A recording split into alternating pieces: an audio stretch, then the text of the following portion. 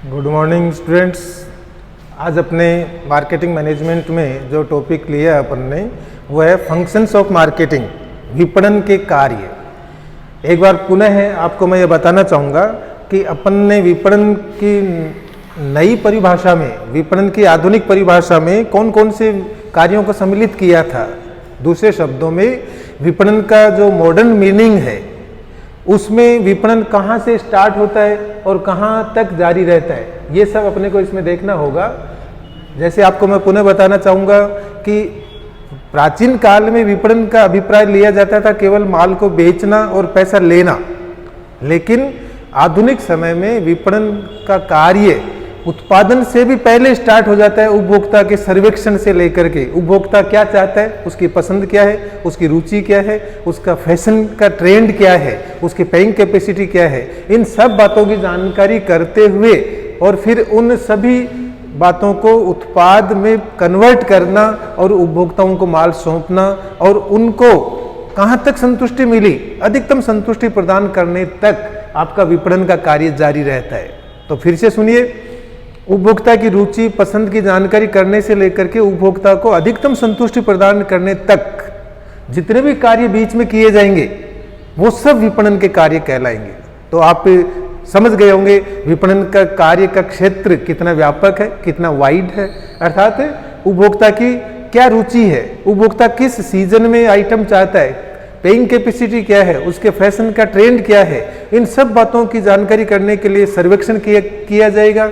फिर उस सर्वेक्षण के निष्कर्ष के आधार पर प्रोडक्शन किया जाएगा, फिर उस प्रोडक्शन का सेल किया जाएगा और फिर उपभोक्ता से पूछा जाएगा कि अभी भी यदि आप हमारी वस्तु से संतुष्ट नहीं है, आपको कोई कंप्लेंट है, कोई शिकायत है, तो आप हमें बताइए, आप हमें सजेस्ट कीजिए कि इस वस्तु की बनावट में ये कमी है, इस वस्तु का यूज करते समय ये नुकसान हो सकता है, या इसका कलर ऐसा होना चाहिए और भी अच्छा लगेगा।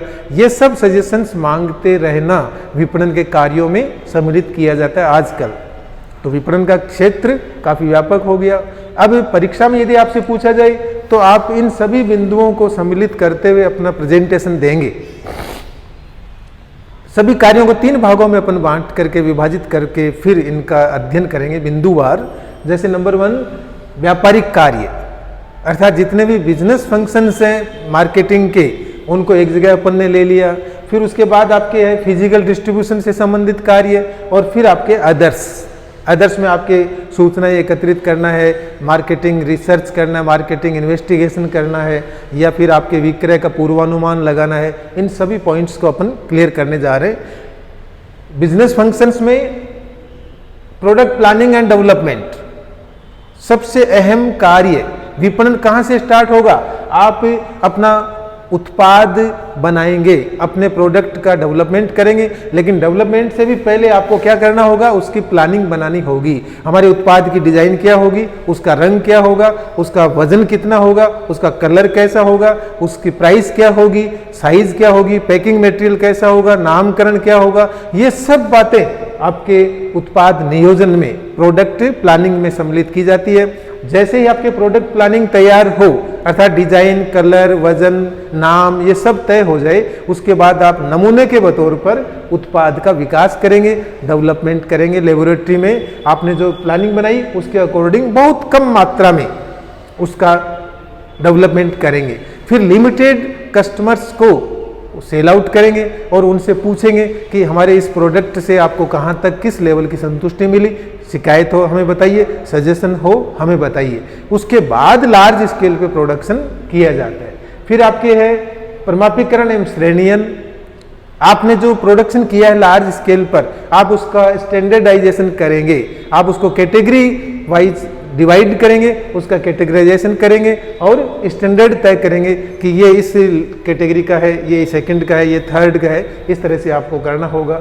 फिर आप रॉ मेटेरियल खरीदेंगे, क्रेडिट का कार्य होगा। संवेष्टन अर्थात पैकेजिंग का कार्य, ये भी एक बहुत बड़ा कार्य है। आपका पैकिंग के कार्य को अट्रैक्टिव बनाना पड़ेगा।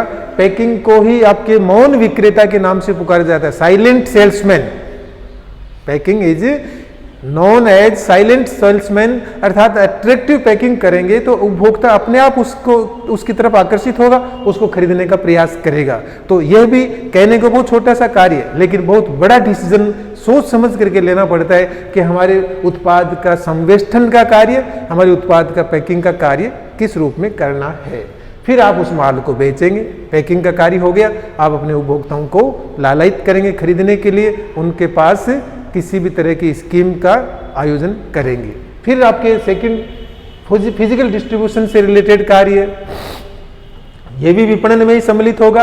आपने यहाँ पर प्रोडक्शन कर लिया, उसके बाद आप उसको स्टोरेज अर्थात कलेक्शन करेंगे, भंडार गृह में रखेंगे, कितने समय के लिए रखना, किस जगह पर रखना, किस रूप में रखना ताकि वो खराब नहीं हो, बहुत बड़ा कार्य होता है। फिर उसके बाद ट्रांसपोर्टेशन का कार्य, ये भी विपणन में ही सम्मिलित है। ट्रांसपोर्ट आपके इंटरनल भी होता है और एक्सटर्नल भी होता है। आप अपने थोक व्यापारियों तक माल पहुंचाएंगे, रिटेलर्स तक माल पहुंचाएंगे, गोडाउन तक माल पहुंचाएंगे, कौन से साधनों का यूज होगा, रेल के माध्यम से आप माल पहुंचाएंगे, ट्रकों के माध्यम से पहुंचाएंगे, आपके खुद के परिवहन संसाधन होंगे, किराए पर आप लेंगे, क्रेता के होंगे, विदेशों में माल भेजना है तो आपके पानी के जहाज़ों का यूज होगा।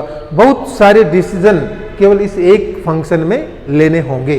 फिर आपके मटेरियल हैंडलिंग अर्थात आपके रॉ मटेरियल, सेमी फिनिश्ड और फिनिश्ड गुड्स को इंटरनल लेवल पर एक जगह से दूसरी जगह पर रखने का कार्य, उसको मटेरियल हैंडलिंग या माल हस्तगन का नाम दिया गया है।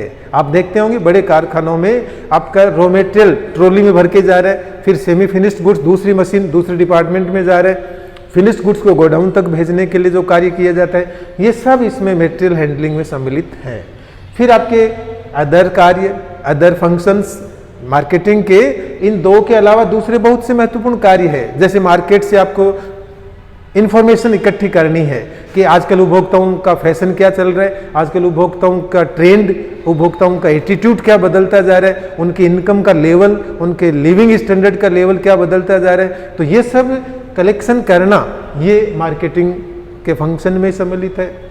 मार्केटिंग इन्वेस्टिगेशन करना अर्थात वस्तु के बारे में इन्वेस्टिगेशन करना, प्रतिस्पर्धी वस्तु के बारे में इन्वेस्टिगेशन करना, उपभोक्ता के बारे में इन्वेस्टिगेशन करना, मार्केट के बारे में इन्वेस्टिगेशन करना। लोकल मार्केट है, स्टेट लेवल का है, नेशनल लेवल का है, इंटरनेशनल लेवल का है, सब तरह के मार्केट की जानकारी करने के बाद ही आप अपना माल सक्सेसफुल तरीके से बेच पाएंगे। विक्रय का पूर्वानुमान लगाना, आप आगामी 1 महीने में कितना माल बेच सकेंगे, आप आगामी 1 साल में कितना माल बेच सकेंगे, 5 साल में आपका सेल कितना हो जाएगा, 10 साल में आपका सेल कितना हो जाएगा, क्योंकि आपको उसके लिए रॉ मटेरियल वगैरह सब की व्यवस्था करनी पड़ेगी, मशीनरी लेबर की व्यवस्था भी करनी पड़ेगी। तो आप सेल्स फोरकास्टिंग वो भी इसी का एक पार्ट है। फाइनेंस की व्यवस्था करना, विपणन के कार्यों को अंजाम देने के लिए जितने भी आपने मार्केटिंग फंक्शंस के कार्य किए हैं, इनको अंजाम देने के लिए आपको फाइनेंस की ज़रूरत भी पड़ेगी।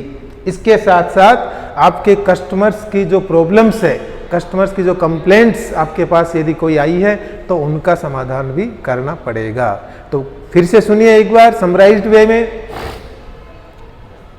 पुराने ज़माने में विपणन से अभिप्राय लिया जाता था केवल माल को खरीदना और बेचना और पेमेंट लेना, उपभोक्ता को संतुष्टि मिली या नहीं मिली कोई मतलब नहीं। आधुनिक विपणन में उपभोक्ता की फैशन, रुचि, पसंद की जानकारी से लेकर के उपभोक्ता को अधिकतम संतुष्टि प्रदान करने तक जितने भी कार्य किए जाएंगे वो सब विपणन के कार्य क्षेत्र में सम्मिलित होंगे। तो इन सभी कार्यों को अपन 3 भागों में विभाजित करके इनका अध्ययन कर रहे हैं। बिजनेस से रिलेटेड कार्य, फिजिकल डिस्ट्रीब्यूशन से रिलेटेड कार्य और अदर फंक्शंस, अन्य कार्य। अन्य कार्यों में आपके मार्केटिंग रिसर्च है या मार्केटिंग इंफॉर्मेशंस कलेक्ट करनी है, आपके कंज्यूमर्स की जो कंप्लेंट्स आती है उनका निवारण करना है, सेल्स फोरकास्टिंग का कार्य करना है, या विपणन के सभी कार्यों के लिए आपको कितने पैसे की आवश्यकता होगी, कितने धन की आवश्यकता होगी, इन सब का अरेंजमेंट करना है। ये सब आपके अदर फंक्शंस में सम्मिलित किए जाते हैं। Thank you.